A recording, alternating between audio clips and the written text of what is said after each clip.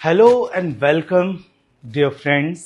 मैं आपका होस्ट और दोस्त अमर सिंह स्वागत करता हूं आप सबका फिर से एक अच्छे और बहुत ही इंटरेस्टिंग पॉडकास्ट में। और आज हमारे साथ हैं मिस्टर रंजीत सिंह, एक बहुत ही अच्छे ह्यूमन बीइंग, एक बहुत अच्छे दोस्त, और वर्तमान में ये कार्यरत हैं रेलवेज़ में।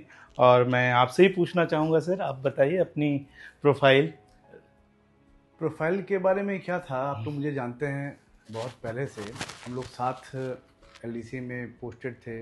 सर इंग्लिश वहाँ पे टीच करते थे, मैं म्यूज़िक टीच करता था। प्राइवेट जॉब थी हम लोग की। तो मेरी आज भी प्राइवेट है। हाँ तकरीबन 8-10 हज़ार रुपये हम लोग को मिलता था शायद हाँ, उस लगभग समय। इतना ही। और रूल्स रेगुलेशन बहुत तमाम तरीके के थे। तो स्ट्रगल का दौर चल रहा था। बिल्कुल। स्ट्रगल के दौर में नहीं, वर्तमान में आपकी प्रोफाइल क्या है वो तो मैं आऊँगा, उस पर आऊँगा। वर्तमान में मैं as a chief welfare inspector DRM office Prayagraj हूँ। जी। और 2013 में मैंने ज्वाइन किया था रेलवे, क्योंकि 2011 के बाद मैंने स्कूलिंग जॉब अपनी छोड़ी। उसके बाद मैं रेलवे की तैयारी करता रहा, और तैयारी करने के बाद में of course it's not easy for me to call you Ranjit sir, so I am calling you Ranjit. हाँ हाँ Ranjit, okay, no just let problem. Me no one thing, ये मैं क्या मानूं, आप एक म्यूजिक टीचर थे, और प्रायः यह देखा जाता है स्पेशली हमारी सोसाइटी में कि म्यूजिक एज अ पैशन तो ठीक है, एज अ हॉबी तो ठीक है, पर क्या म्यूजिक से करियर भी बन सकता है? देखिए, एक गायक, एक प्रोफेशनल सिंगर, एक प्रोफेशनल इंस्ट्रूमेंट प्लेयर, अलग सी बात हो जाती है। लेकिन सरकारी नौकरी की अगर हम बात करें, रेलवेज़ की बात करें या अन्य विभागों की बात करें, तो क्या इसमें म्यूजिक ने आपकी सहायता की? अगर की तो किस प्रकार से? देखिए, वो समय का दौर था जब लोगों को पता नहीं था कि म्यूजिक से भी आपको नौकरी सरकारी मिल सकती है। अच्छा। और हमको भी नहीं पता था कि म्यूजिक से नौकरी मिलती है। ठीक है। तो बाद में धीरे धीरे मैंने इसमें सर्च किया, और कि म्यूज़िक में और क्या क्या वैकेंसी होती है। म्यूज़िक टीचर तो चलिए है ही, कि एनवीएस केवीएस आपके पास है एक ऑप्शन कि आप एनवीएस केवीएस भर सकते हैं। ठीक तो है। उसके बाद आपके पास अगर हम देखें तो और कौन कौन से डिपार्टमेंट्स बच जाते हैं जिसमें हम म्यूज़िक को लेके अपना कैरियर चूज़ कर सकते हैं। तो बड़ी दिक्कत हुई थी उस समय। मैं मास्टर्स ऑफ म्यूज़िक कर रहा था, तो मेरे ही एक सीनियर्स की जॉब लगी केवीएस में। अच्छा। तो अभी वो असम में मेरे ख्याल हैं कहीं पे। तो पहले वो जोरहट में थे, उसके बाद कानपुर ट्रांसफ़र आए। फिर मैंने कहा नहीं, ये जॉब सही नहीं है भाई। केवीएस की जॉब, मैं किसी जॉब को गलत नहीं कहता, एक्चुअली केवीएस की जॉब 32 ग्रेड पे से लेकर स्टार्टिंग होती है। और रेलवेज़ में अगर आप कल्चरल कोटे से ज्वाइन होते हैं, रेलवे में क्या है कि आपको विभिन्न प्रकार के कोटा मिल जाते हैं। जैसे कल्चरल कोटा हो गया, जो भी संगीतकार लोग हैं, जो भी मतलब म्यूज़िक करते हैं, थिएटर करते हैं, या पियानो बजाते हैं, या वॉल्यूम बजाते हैं, उनके लिए ये जॉब रेलवे भर्ती निकालता है। पूरे ऑल ओवर इंडियन रेलवे से निकलती है। सर, ये मेरे लिए नया है। हाँ, तो ये चीज़ लोगों को पता नहीं थी, मेरे को पता नहीं थी। तो जब मेरे सीनियर की जॉब लगी, तो उन्होंने मुझसे कहा कि मेरी तो जॉब लगी, तो मुझे लगा यार मुझे भी सर्च करनी चाहिए कहीं ना कहीं। बिल्कुल, हाँ। भाई सीनियर जॉब आ गया सामने सामने, ठीक है। तो बड़ा लगता है कि मतलब कहीं ना कहीं गवर्नमेंट जॉब, हाँ, एक स्थायित्व आना चाहिए जीवन में। स्टेबिलिटी हो जाती है। मतलब बिल्कुल। आदमी एक नज़रिया, उसका देखने का नज़रिया जो होता है वो चेंज हो जाता है कि अरे यार आप गवर्नमेंट में हो, ये ऐसा लोग सोचते हैं। अच्छा, अभी कुछ दिनों पहले ही मैं कुछ बच्चों से बात कर रहा था, और उनके एस्पिरेशंस, उनके एम्बिशंस मैं पूछ रहा था, विच वर कम्प्लीटली डिफरेंट। मतलब गवर्नमेंट जॉब तो कहीं दूर दूर तक नहीं था उनकी लिस्ट में। और फिर आज हम देखते हैं कि कितने सारे बच्चे गवर्नमेंट जॉब के लिए स्ट्रगल करते हैं।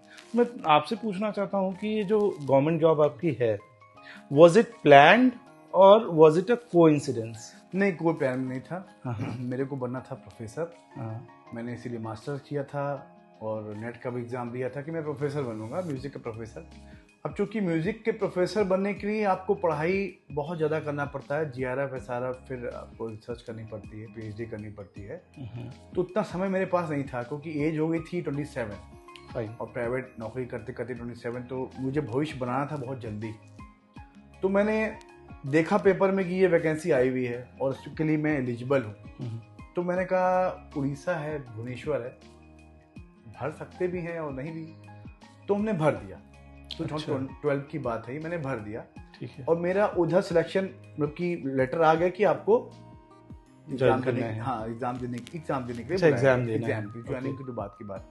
और एनसीआर का भी आया, तो मैंने एनसीआर का भी फॉर्म भरा था, क्योंकि होम टाउन मेरा इलाहाबाद है। तो मैं सोचा था कि इलाहाबाद में होम टाउन में मिल जाएगी। तो एनसीआर का फॉर्म भरा, यहाँ पे भी नहीं हुआ, वहाँ मैं गया नहीं, बैड लक हो गया। तब मैंने सोचा कि मैंने गलत डिसीजन ले लिया है। 2013 में फिर उसी चीज़ की वैकेंसी निकली, हर साल निकलती है ये ऑल ओवर इंडियन रेलवे से।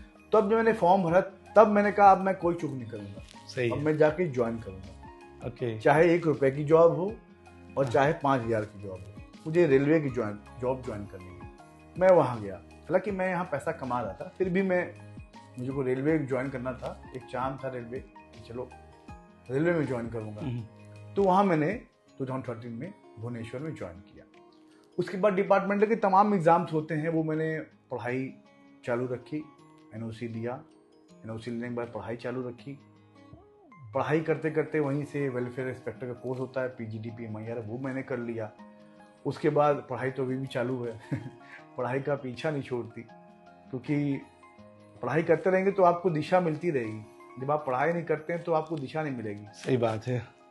तो पढ़ाई कभी मैं छोड़िए नहीं। आप भी सोचेंगे कि हमें नौकरी लग गई, मैं पढ़ाई छोड़ दूं, ऐसा होता नहीं है। ये कल मैं उदाहरण दे रहा था किसी को कि सरकारी नौकरी एक रोटी बनाने की तरह है, कि हो सकता है शुरुआत में आपसे रोटी ना बने या गोल ना बने, लेकिन अगर आपके अंदर भूख है तो रोटी जरूर बनेगी, भले ही पहले टेढ़ी मेढ़ी बने या थोड़ी कच्ची बने, पर रोटी जरूर बनेगी। और उसके बाद, बनने के बाद, पेट भरने के बाद भी अगर आप लगे रहते हैं तो वो रोटी गोल भी बन जाएगी और आपको वो नौकरी मिल जाएगी जो आप चाहते हैं। हमारे साथ 7 एग्जाम दिया है, 7 एग्जाम। और लिटरली आपको बताऊं, मतलब कि मैं कभी कभी सोचता हूं तो मुझे लगता है कि मैं ऐसे एग्जाम देने गया था, मतलब कि मैं बाथरूम के पास बैठ के जनरल में एग्जाम देने गया था। उस समय मेरे पास पैसे नहीं होते थे कि मैं मतलब टिकट खरीदूं। अच्छा, इट्स नॉट वेरी एग्जैजरेटेड, क्योंकि आजकल लगभग सभी बच्चों की यही कंडीशन है जो भी तैयारी करने आए प्रयागराज जैसे शहर में। तो फिर बहुत सारे ऐसे बच्चे, भाई हाँ, जलंधर गया, बिल्कुल, RCF गया, दिल्ली आया, चेन्नई 2 बार एग्जाम देने गया। मतलब कि मुझे एक्सपीरियंस नहीं था कैसे, मतलब कि आते हैं क्वेश्चंस, मुझे नहीं पता बात है, हाँ। क्योंकि मैं किसी और फील्ड की तैयारी कर रहा था। तो करते करते मैं सोचता था कि चलो एग्जाम दे रहा हूँ। जब मुझे जो चीज़ नहीं आता था ना, तो मैं अपने हाथ पे यहाँ पे लिख आता था। तो जो टीचर थे वहाँ के इन्विजिलेटर, वो कहते अरे ये क्या कर रहे हो? मैं कहा सर मुझे नहीं आ रहा, तो मैं ये लिख रहा हूँ ताकि मैं आगे मैं एग्जाम दूंगा तो मुझे याद रहे। तो वैसे करते करते मैंने 7 अच्छा, ये मतलब क्या UFM नहीं कंसीडर किया जाता? अनफेयर मीन्स नहीं, पहले तो क्या कि अभी तो CBT चालू हो गया है, उस समय CBT नहीं था। अच्छा, उस समय कॉपी आपको रखनी पड़ती हाँ, थी, लिख के जमा करना पड़ता था, लिख के आपको जमा करनी पड़ती थी। क्वेश्चन पेपर के क्वेश्चन पेपर आपको मिलते नहीं थे। ओके। तो क्वेश्चन पेपर आपको लिख के यहाँ पे, हम तो यही करते थे भाई, हमको याद रहे, क्वेश्चन पेपर जमा हो जा रहे हैं। अब तो क्वेश्चन पेपर तमाम एग्जाम में मिल रहे हैं, उस समय क्वेश्चन पेपर मिलते नहीं थे। ओके। तो हम यही सोचते थे कि हमको याद रहे, तो हम मतलब आगे पढ़ने के लिए। अच्छा, एक जो मोह भंग हो रहा है बच्चों में गवर्नमेंट जॉब को लेके, आप तो देख रहे हैं इतने सारे पेपर लीक और दिल्ली में क्या हो रहा है, ऐसे में आप क्या मैसेज देना चाहेंगे उन यंगस्टर्स को जो बेचारे इतनी मेहनत से पढ़ाई कर रहे हैं, तैयारी कर रहे हैं, और एंड ऑफ द डे उन्हें पता चलता है पेपर लीक हो गया? देखिए, पेपर लीक का मामला तो ऐसा है, हाँ, कि इस पर ज़्यादा कुछ टिप्पणी तो मैं नहीं देना चाहूँगा क्योंकि हम जब एग्ज़ाम देते थे तो हमारे समय में पेपर लीक नहीं थे। 2013 में पेपर लीक नहीं होते थे, होते भी तो एका दुक्का हो गए, मगर रेलवेज के पेपर बहुत ही क्योंकि सिक्योरली एकदम वो रखे जाते हैं। इवन मैं आप सरकारी व्यक्ति हैं, मैं आपसे बिल्कुल नहीं कहूँगा कि इस पर टिप्पणी करें, बस मैं यही चाहूँगा कि बच्चों को किस तरह से मतलब एनकरेज कर सकते हैं, क्या बोलें कि बच्चे मतलब naturally I am an aspirant, I feel bad. एक शब्द में बोलूँगा आपको कि प्रयासरत रहिए। एक एग्ज़ाम नहीं हुआ तो क्या हुआ, ज़िंदगी थोड़ी ना ठहर गई है, बहुत से मौके हैं और ज़िंदगी चलना ही ज़िंदगी है। जहाँ रुक गए तो ज़िंदगी ख़त्म। अच्छा, एक चीज़ मैं ज़रूर कहूँगा कि आपने अपने इंटरेस्ट को जिया, अपनी हॉबी को जिया, और फिर बाय गॉड्स ग्रेस आपकी जो हॉबी थी वही आपके प्रोफेशन में कन्वर्ट हो गई, और आज आप एक स्टेबल जॉब पा चुके हैं with the help of that hobby also. एक चीज़ जो मैंने ऑब्जर्व किया, आपने अपना एक नया यूट्यूब चैनल बनाया और उसके माध्यम से आप लगातार बच्चों को जागरूक करते रहते हैं, जो नॉन ट्रेडिशनल जॉब्स हैं। तो ये आइडिया कहाँ से आया आपके माइंड में? जब मैं ज्वाइनिंग करने जा रहा था तो मुझे कुछ पता नहीं था कि नौकरी कहाँ से आती है। मैं पेपर पढ़ता था तो मेरे दिमाग में ऐसा है कि मैं लोगों को बताऊं, तब मैं लोगों को ऐसे व्हाट्सएप पे बता देता था कि ये वैकेंसी भरो। आज भी ये कोई हेल्प मांगता तो ये वैकेंसी भरो, अच्छा ये भर लो, तुम्हारा ये अच्छा ये क्वालिफिकेशन ये भर लो। तो मैंने सोचा कि यूट्यूब चैनल बना ही ले क्या, क्योंकि सबको मैं कितना भेजूंगा। और फिर कभी कभार ऐसा होता था, अभी रिसेंटली ऐसा हुआ कि मैंने एक स्टूडेंट का फॉर्म भराया, हालांकि हेल्प करने के लिए मैं भरवा देता हूँ, फॉर्म भराया। उस स्टूडेंट का मैंने बताया मैं तुम्हारा ईमेल कर रहा हूँ, तुम मुझे याद दिला देना। उसने मुझे बताया नहीं और गोरखपुर एग्जाम छोड़ गया। अरे फिर हमने देखा तुम्हारा तो एडमिट कार्ड आया हुआ है। सर हाँ मेरे तो एडमिट कार्ड आ गया है, मैं तुमने मुझे बताया नहीं। तो कहता सर मैं भूल गया। तो इस वजह से मैंने ये सोचा कि मैं अपना यूट्यूब चैनल बनाऊं और उसके माध्यम से एक वीडियो के माध्यम से सबको पता चल जाए। और मैंने उसमें बाकायदा अपना यूट्यूब नंबर डिस्क्रिप्शन में जाके नंबर भी दिया हुआ है ताकि कोई भी दिक्कत हो। हाँ मेरा कुछ रिस्ट्रिक्शंस है, मैं ऑफिस आवर में नहीं बनाता हूँ। अब जैसे 6 बजे के बाद मुझसे कोई कांटेक्ट करता है, मैं 6 बजे से लेकर जब तक। आई लिटरली अप्रिशिएट रंजीत, ये बहुत ही मतलब अच्छा नोबल कॉज है। और बहुत सारी ऐसी जॉब्स हैं, वैकेंसीज आती है और चली जाती है, हमें पता भी नहीं चलता। नहीं मैं वही वैकेंसी उठाता हूँ। अब जैसे बहुत सी वैकेंसी मेरे दिमाग में आपने देखा होगा, मेरे पास मैं प्रिंट आउट लेके आता हूँ, फिर स्टडी करता हूँ। देखो स्टडी के बाद फिर आ आप एक बार अपने चैनल का नाम जरूर बता दीजिए जिससे जो हमारे दर्शक हैं, स्पेशली जो एस्पायरेंट्स हैं, वो आपके चैनल को एक्सेस कर सकें और लाभान्वित हो सकें।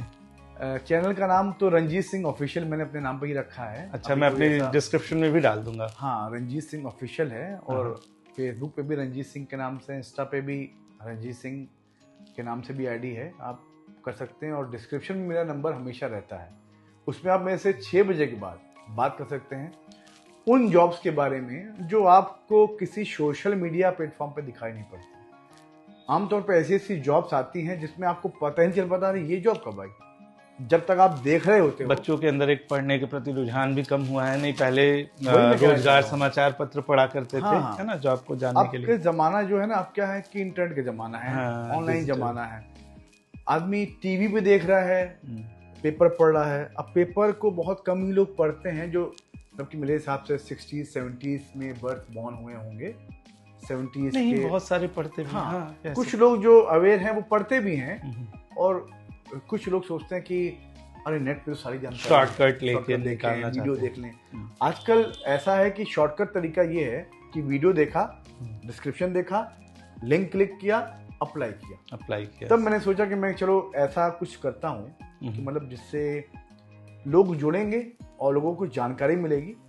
इसी हाल फिलहाल में करते करते भाई नॉलेज है, तो मैंने कहा चलो पढ़ाना भी चालू कर दूं। अच्छा, तो मैंने पढ़ाना भी चालू कर दिया, और पिछले साल ही 4 बच्चों का सिलेक्शन हुआ। अरे वाह, ये तो बहुत अच्छी बात है। जिसमें से अभी 1-2 स्टूडेंट्स थे, उन्होंने मेरे से कांटेक्ट किया सिर्फ। तो हालांकि 26 तारीख को फिर एग्जाम है, तो वही आज सुबह ही उसकी टिकट मैंने स्टूडेंट्स की है। उदित है, तबला बजाता है, बहुत अच्छा बजाता है। उसका मैंने टिकट करके दिया, सेंट्रल लेवल में उसका एग्जाम में 27 को। तो कह रहा था सर कर दीजिएगा, मगर इसको कर देंगे। तो उसके बाद क्या हुआ, 4 जो पिछले 4 हुए हैं वो भी, एक सितार वाला था वो SCCR में मिला, एक CLW में, वो तो एक लेडीज थी, वो तो कह रही थी सर मैं एक वैकेंसी क्यों भरने जाऊं। सही बात। हमने कहा क्या पता आपको वही एक वैकेंसी मिल जाए, आपको तो एक ही चाहिए। हाँ, अब देखिए ना, मेरे जबान पे उस समय सरस्वती विराजमान थी, मैंने बोला कि क्या पता आपको, और उसका हो गया।